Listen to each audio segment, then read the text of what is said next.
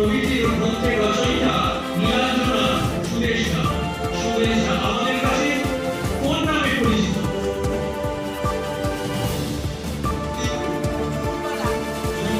একদম সঠিক। অঙ্কিত সর্বভারতীয় সাহিত্য পুরস্কারে সম্মানিত হলেন কোন জনপ্রিয় বাঙালি সাহিত্যিক?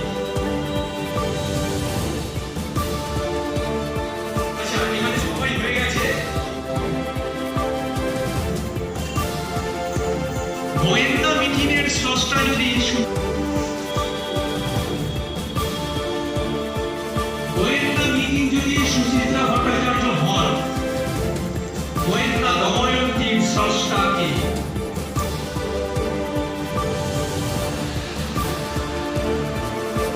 বলুন।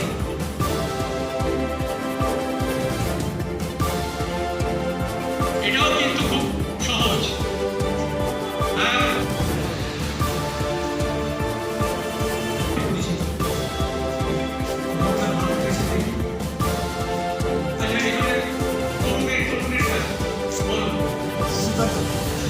একদম সঠিক।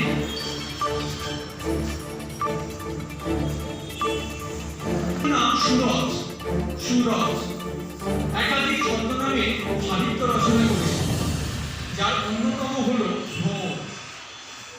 সম্প্রতি শতবর্ষে পদার্পণ করা এই সাহিত্যিক রামকিঙ্কর বেজের জীবন অবলম্বনে দেশ পত্রিকায় একটি ধারাবাহিক উপন্যাস অসমাপ্ত রেখেই প্রয়াত হন।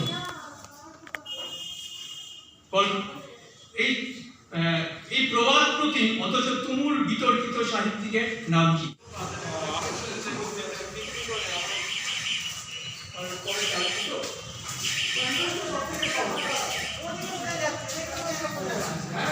বছর আগে এই 20শে ডিসেম্বর কবিগুরু রবীন্দ্রনাথ ঠাকুরের সভাপতিত্বে বঙ্গীয় গ্রন্থাগার পরিষদের জন্ম হয়েছে এবং সেই পরম্পরাকে ধরে রাখতে আমরা 20শে ডিসেম্বর গ্রন্থাগার দিবস হিসেবে পালন করে আসছি দীর্ঘদিন ধরে।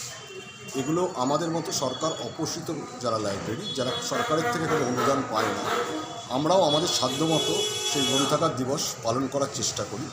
প্রথমত, এই গ্রন্থাগার দিবস একটি নিছক ছুটির দিন হিসেবে আমরা ব্যবহার করি না।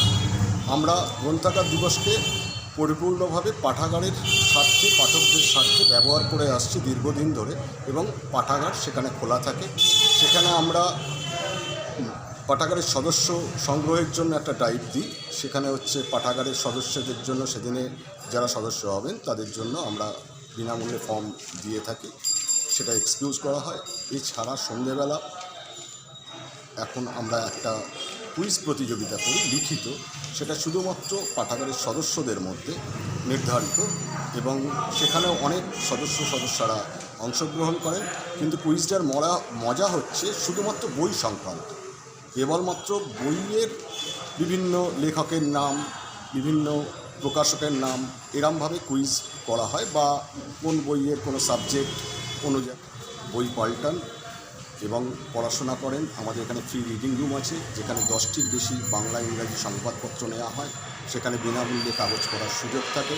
প্রত্যেক দিন বিভিন্ন মানুষের, বিভিন্ন স্তরের, সমাজের নিম্ন স্তরের মানুষরা এখানে এসে কাগজ পড়তে পারেন, মেহনতি মানুষরা এখানে এসে কাগজ পড়তে পারেন বিনামূল্যে।